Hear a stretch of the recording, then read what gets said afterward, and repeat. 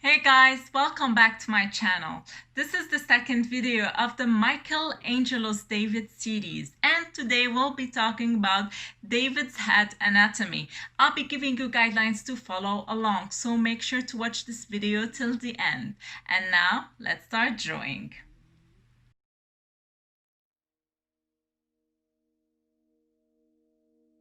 So that you can follow along, I've used a reference photo of the Michelangelo's David that you can download by clicking on the link in the description box below. Michelangelo's was a Renaissance artist, and Renaissance artists portrayed anatomy from observation. This is what we call anatomy before Andreas Vesalius. Vesalius was a 16th century Flemish anatomist, and he is the founder of modern human anatomy, which means the anatomy that we know, that we actually know, and that we actually base our knowledge. Therefore, David's Michelangelo skull is a bit larger than normal skulls, simply because of biased information he had from observation. The Renaissance artist lacked proper knowledge, although David's sculpture is really and pretty awesome. In life, proportion and anatomy will vary from person to another, as I said before. If you followed along my previous video about proportion, we'll take what we've drawn, well, the proportion that we've drawn, and we'll start drawing the skull. As I draw, I'll be giving you the parts name of the bones that makes up the skull and those of the muscles. Each part has a function, and the bones gives primarily the shape of the head. Meanwhile, what covers the skull is a sheet made of muscle, and the sheet made of muscle gives primarily the expression. The bones and the muscle will work closely together to give the head, as we know it, or the anatomy of the head. And now we're going to start by shaping the big geometric forms. You should know that each part has a Latin and English name. But don't worry, you don't need to remember each part, each Latin name by heart. This is not the main important thing. The main important thing is to get the proper proportion, the proper anatomy to create David's head.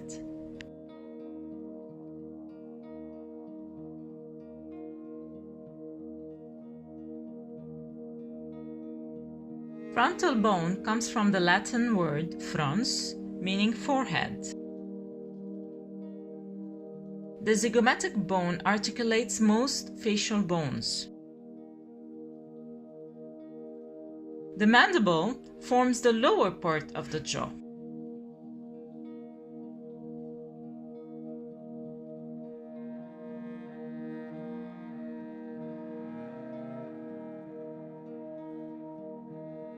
The maxilla is the upper bone of the jaw.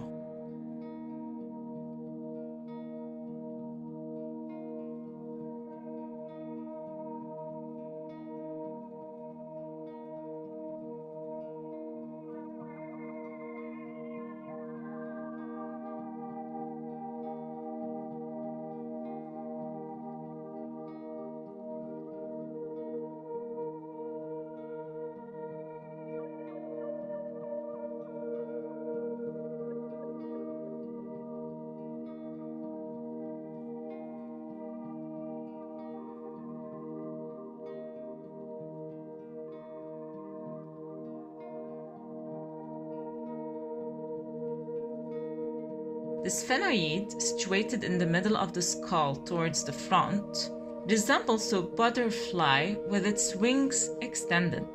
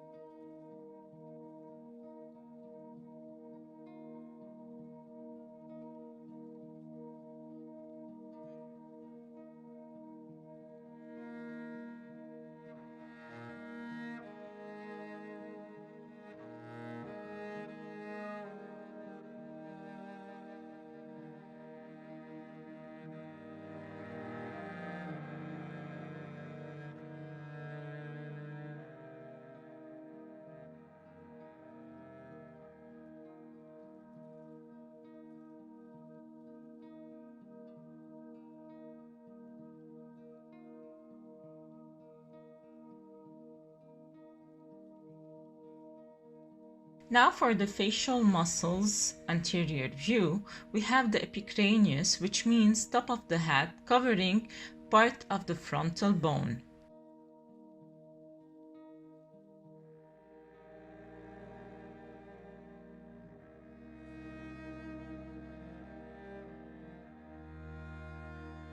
The temporal muscle is one of the muscles used for mastication, and it covers the temporal bone, which refers to the head's temple.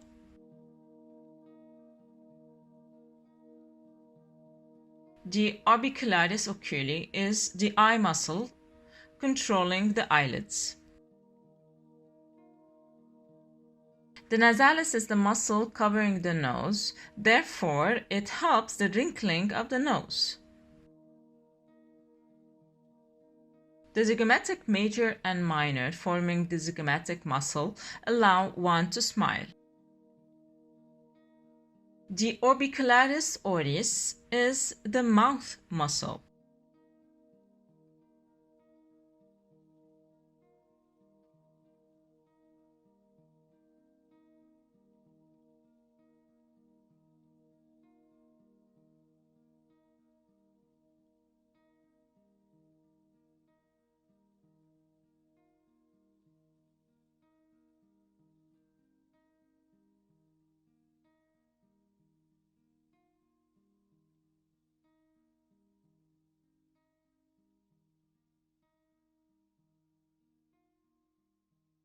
You're not here to learn by heart the names of the facial bones and facial muscles, but it's really important to know their location and their function to understand how a head articulates. You also should know that there are more facial features that compose the head anatomy, but I took the most important parts to help you understand the formation of the head and how to properly draw.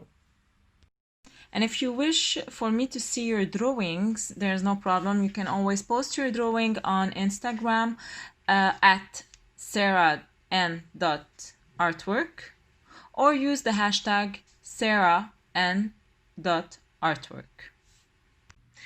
If you enjoyed watching this video, give it a thumbs up and subscribe to my channel for more art inspiration. Until next time, keep on drawing.